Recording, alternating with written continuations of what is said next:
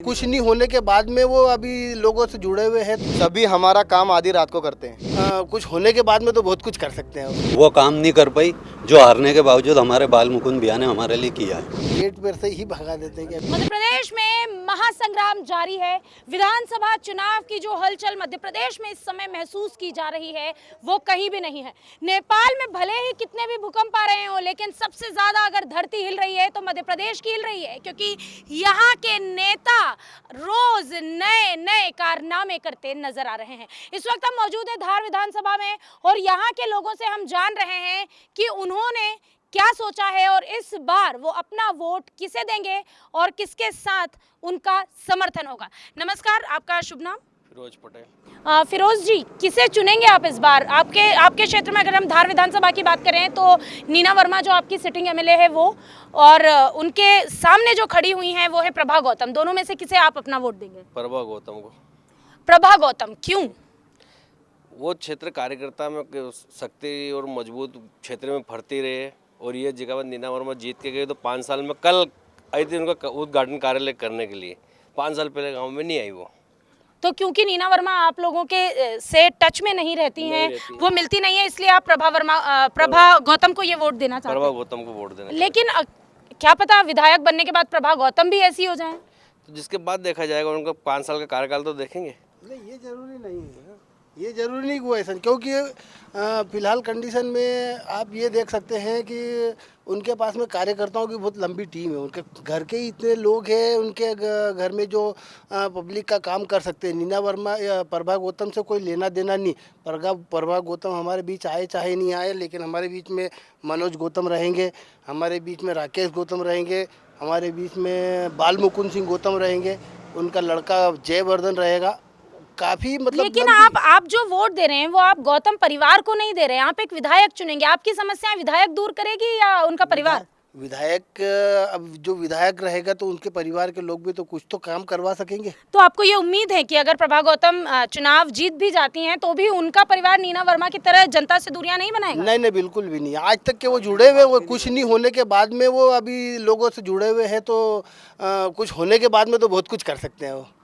हम आपको बता दें, धार विधानसभा के जिस भी क्षेत्र में हम जा रहे हैं, लोगों में नीना वर्मा के लिए आक्रोश आप खुद ही देख सकते हैं। मैं चलते फिरते जिससे भी बात कर लेती हूँ वो यही कहता है, नीना वर्मा को तो हम वोट नहीं देंगे क्योंकि वो हमें अपनी शक्ल नहीं दिखाती, और हम इस बार प्रभा गौतम को वोट देंगे क्योंकि बिना पद पर रहे भी उन्होंने हमारी काफ़ी मदद की है। आपका शुभ नाम? शाहरुख जाकिर वारसी।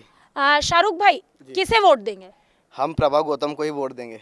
प्रभा गौतम यानी कि कांग्रेस? आप कांग्रेस को वोट देंगे, प्रभा गौतम को नहीं? नहीं, कांग्रेस पार्टी को भी देंगे, और हमारे जो विधायक कांग्रेस के अधिकृत प्रत्याशी प्रभा गौतम, उनको ही वोट देंगे। कि आपके जो प्रत्याशी हैं, जैसे कई क्षेत्रों में हम देख रहे हैं कि लोग पार्टी को समर्थन सिर्फ इसलिए नहीं दे रहे हैं क्योंकि उनका जो प्रत्याशी है वो उनकी पसंद का प्रत्याशी नहीं है। मेरा सवाल आपसे यह है कि प्रभा गौतम को आप सिर्फ हाथ के पंजे के निशान पर वोट दे रहे हैं या प्रभा गौतम को पर्सनली भी आप ये वोट? मैडम, हम प्रभा गौतम को पर्सनली भी वोट देंगे। इसलिए देंगे कि हम हमारे गाँव के पास लेबड़ गाँव में हैं, और हमको कुछ भी काम पड़ता है, हम आधी रात को जाते हैं तो हमारा काम करते हैं वो। और हम प्रभा गौतम के साथ, अभी जैसे इन्होंने बोला, बाल मुकुंद गौतम, राकेश गौतम, मनोज गौतम और जय भैया, सभी हमारा काम आधी रात को करते हैं, और हम पर्सनली प्रभा गौतम को ही वोट देंगे।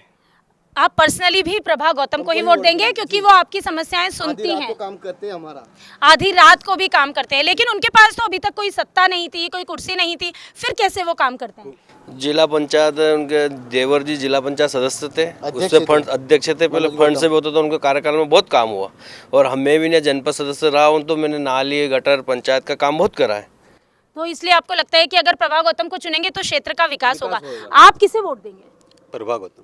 आप भी प्रभा गौतम को ही वोट देंगे? इस क्षेत्र से क्या कुछ वोट हैं जो भारतीय जनता पार्टी को जाएंगे, या यहाँ कोई कार्यकर्ता भी मौजूद नहीं है भारतीय जनता पार्टी का? और ऐसी क्या वजह है कि यहाँ पर एक तरफा लोग प्रभा गौतम को वोट देने की बात करते हैं? लगातार 15 सालों से बीजेपी जीतती आ रही है हमारे क्षेत्र से, और जीतने के बावजूद भी वो काम नहीं कर पाई जो हारने के बावजूद हमारे बाल मुकुंद भैया ने हमारे लिए किया है। बाल मुकुंद गौतम तो एक वोट से जीते भी थे, हम आपको बता दें, लेकिन उस समय उनकी सीट खतरे में आ गई थी। उस पर पूरा जो मामला है वो न्यायालय के अधीन चला गया, और जब इसका फैसला हुआ कि उस वक्त नीना वर्मा नहीं जीती बल्कि बाल मुकुंद गौतम जीते हैं, तब उनके पास सिर्फ 3 महीनों का कार्यकाल बचा था। 13-14 दिन का कार्यकाल बचा था। 13-14 दिन का ही कार्यकाल बचा था। तो सिर्फ 13-14 दिन के विधायक रहे हैं वो, जीत कर भी उन्होंने हार वाली जिंदगी जी है। उसके बावजूद इनका कहना है कि उनके और उनके परिवार ने लगातार जनता का सपोर्ट किया है। ये इसलिए एक सवाल खड़े करता है क्योंकि 3 बार उनके परिवार के लोगों ने हार, जैसे एक बार बालमुकुंद गौतम पहले खड़े हुए, उसके बाद प्रभा गौतम खड़ी हुई, उन दोनों को ही हराया गया है जनता के द्वारा ही। लेकिन फिर भी जनता का कहना है कि अगर हम उनके दरवाजे जाते हैं तो वो हमारी सहायता करते हैं। तो ये एक अहम वजह है कि इस बार जनता ने सोचा है कि हम उन्हें ही चुनेंगे। आप किसे वोट देंगे? प्रभा गौतम को। आप भी प्रभा गौतम को। और उसकी वजह? उसकी वजह है 15 साल हो गए वो कभी आते नहीं है।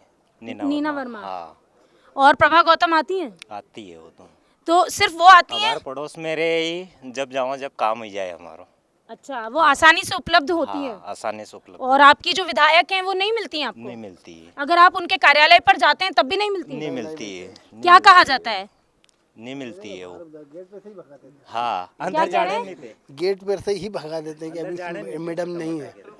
तो मैडम नहीं है तो एक कट्टर बीजेपी समर्थक का ऐसा कहना है कि भैया वो कांग्रेस की प्रभा गौतम को ही वोट देंगे। और इसकी वजह यह है कि जब भी प्रभा गौतम के दरवाजे पर जाते हैं उनके घर में उनकी फरियाद सुनी जाती है और काम किया जाता है, जबकि नीना वर्मा के गेट से ही भगा दिया जाता है। बहरहाल हमने बार बार लगातार कहा है, हम जब भी चुनावी यात्रा में किसी भी क्षेत्र में गए हैं, अगर जनता किसी विधायक से नाराज है तो नाराजगी की एक ही वजह है कि जब जनता उन्हें चुनती है, जब वो वोट मांगने आते हैं तो जलेबियां बनाते हैं, दिए बनाते हैं, ढोल बजाते हैं और जनता के चरणों में गिर भी जाते हैं। लेकिन जैसे ही नेताजी कुर्सी पे पहुंचते हैं उसके बाद 5 सालों तक अपनी शक्ल नहीं दिखाते और जनता जब उनके दरवाजे जाती है तो वो कहते हैं पहचान कौन। बहरहाल ये पहचान कौन का खेल इस बार धार में सत्ता पलटते हुए नजर आ रही है। ऐसा साफ लग रहा है कि धार विधानसभा पे इस बार प्रभा गौतम का कब्जा होने वाला है। ऐसा हम नहीं कह रहे हैं कि सत्ता परिवर्तन हो रही है, बल्कि ऐसा यहाँ की जनता कह रही है। तो अगर आप भी जानना चाहते हैं कि धार विधानसभा के अलावा मध्य प्रदेश की किस विधानसभा के क्या है हाल, कौन जीतेगा कौन हारेगा, किस नेता ने क्या कहा और जो कहा उसका असली मतलब क्या है, तो देखते रहिए वीके न्यूज।